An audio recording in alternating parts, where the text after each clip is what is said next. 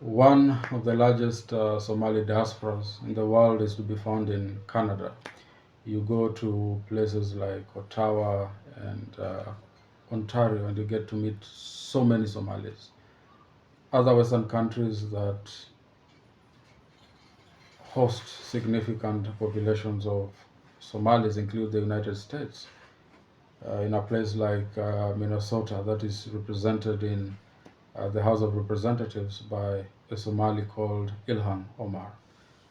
A country like Sweden, in places like Malmo and the capital Stockholm.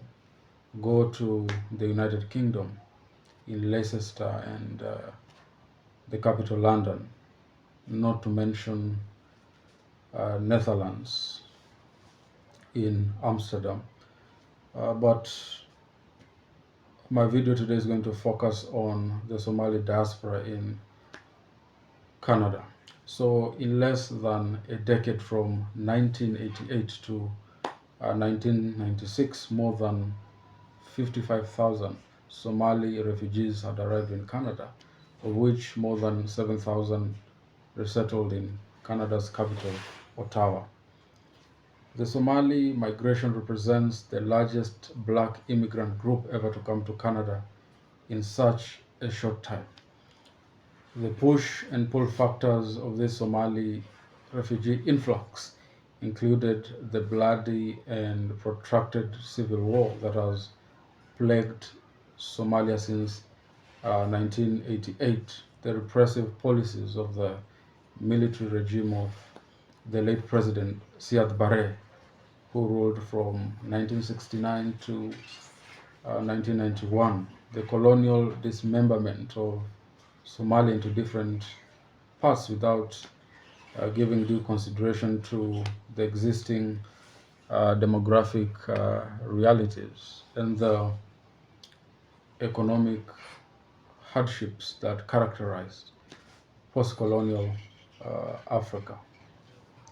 Unlike many other refugee groups, such as the Vietnamese, most Somalis made it to Canada on their own without the assistance of the Canadian government or other humanitarian organizations. The overwhelming majority of Somalis entered Canada as refugees under the refugee class of the Immigration Act.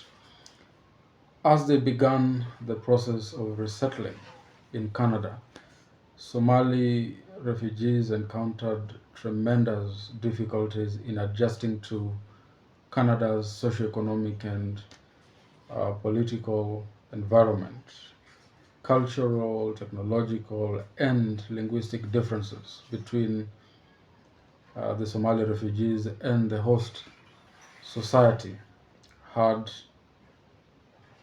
um, a profound impact on the pace of integration. Among the most prominent Somali Canadians include the late Hodhan Nalaye, a renowned broadcaster and entrepreneur who was sadly killed during a bombing in Kismayo after going back to Somalia, where she hoped to spend the rest of her life.